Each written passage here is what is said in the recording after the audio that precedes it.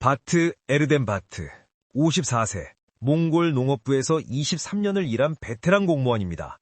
그는 지난 15년 동안 5번의 쌀농사 프로젝트 실패를 지켜봤습니다.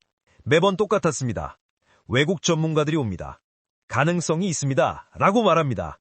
몇 달 후 떠납니다. 보다 어렵습니다. 라는 보고서만 남긴 채 바트는 이제 지쳤습니다. 2022년 3월 또다시 회의 소집 통보를 받았을 때 그는 한숨을 쉬었습니다. 이번엔 한국이라고? 또 똑같을 거야. 회의실에 들어선 바트는 놀랬습니다. 한국 연구팀은 단 6명이었습니다. 일본은 20명이 왔었습니다. 중국은 15명이었죠. 러시아는 12명이었습니다. 겨우 6명? 바트는 실망했습니다. 그런데 더 놀라운 건 그들이 가져온 짐이었습니다. 최신 장비도 없었습니다. 화려한 프리젠테이션 자료도 없었습니다. 낡은 노트 1권, 4개의 작은 종자 봉투, 그리고 손때 묻은 토양 분석 키트. 한국 팀장 김민수 박사가 말했습니다. 우리는 3개월 동안 이 지역의 기후 데이터를 분석했습니다.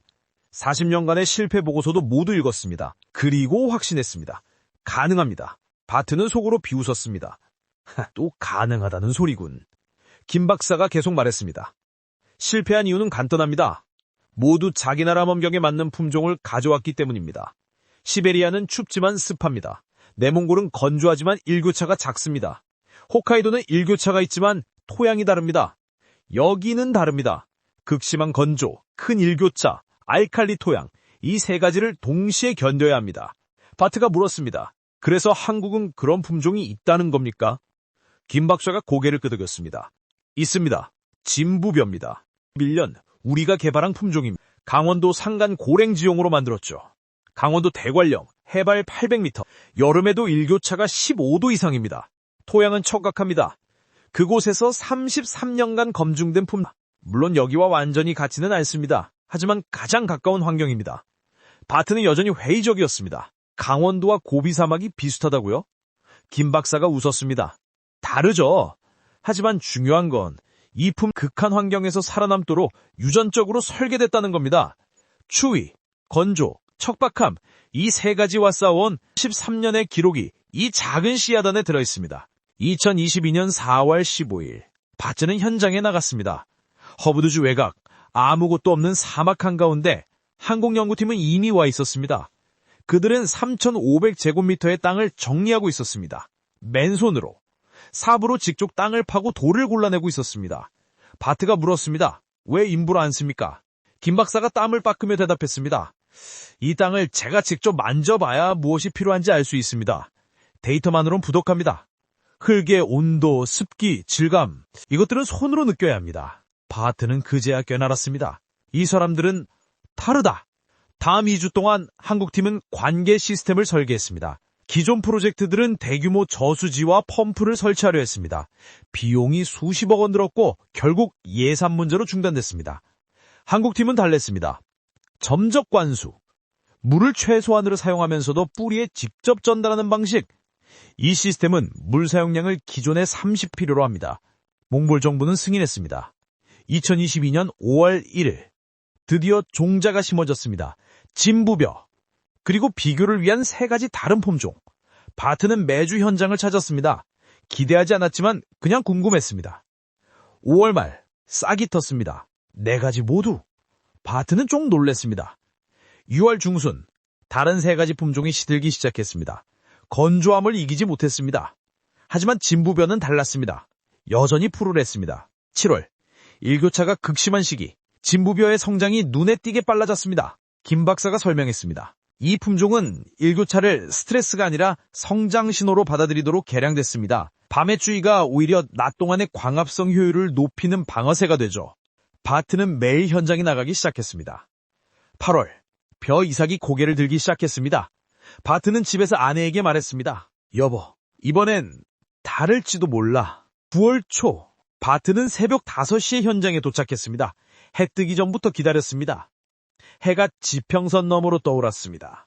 바트는 숨이 멎었습니다. 황금빛, 사막 한가운데 3,500제곱미터의 돈이 황금빛으로 빛나고 있었습니다. 벼이삭이 아침 햇살에 반짝였습니다. 사막 바람에 출렁했습니다. 40년 만에 눈에서 눈물이 흘러내렸습니다. 그는 무릎을 꿇고 한 줌의 흙을 집어들었습니다. 우리가 해냈습니다. 우리 땅에서 쌀이 자랐습니다. 2022년 10월 20일 수확이 시작됐습니다. 몽골 농업부 장관이 직접 현장을 방문했습니다. 공영방송 카메라가 따라왔습니다. 김 박사가 보고했습니다. 헥타르당 5.2톤입니다. 첫 시도치고는 매우 성공적입니다. 장관이 물었습니다. 상업적 재배가 가능합니까? 가능합니다. 이제 시작입니다. 바트는 뒤에서 조용히 울고 있었습니다.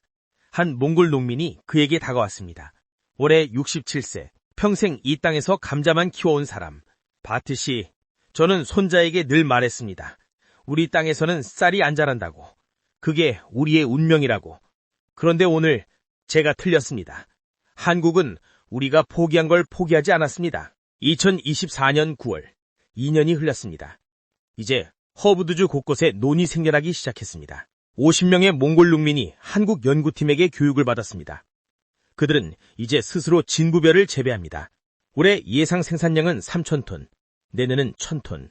몽골 정부는 발표했습니다. 2029년까지 연간 5만 톤 생산을 목표로 합니다. 전체 수입량의 10%. 시작은 작지만 우리에게는 역사적 전환점입니다.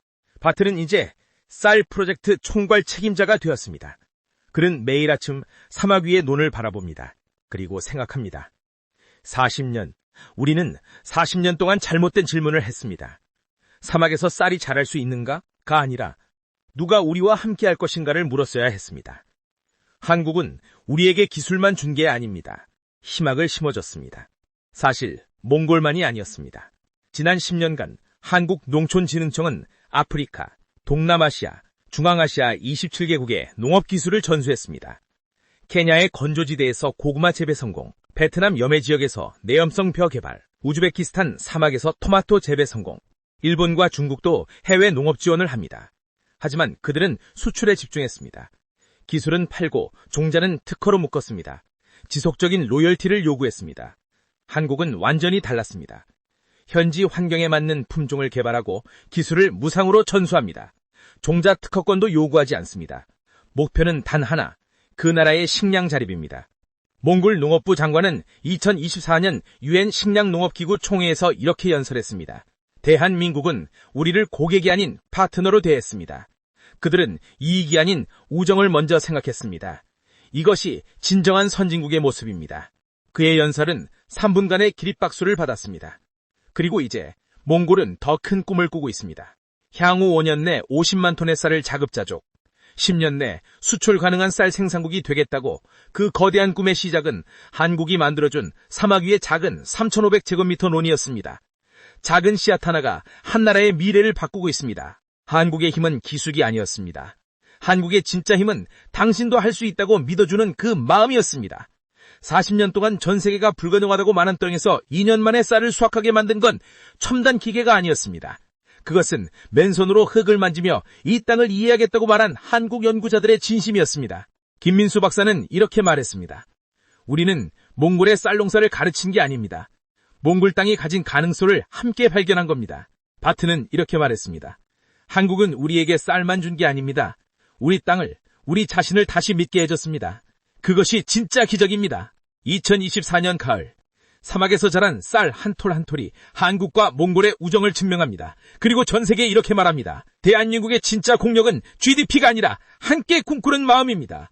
이것이 바로 우리가 자랑스러워해야 할 대한민국입니다.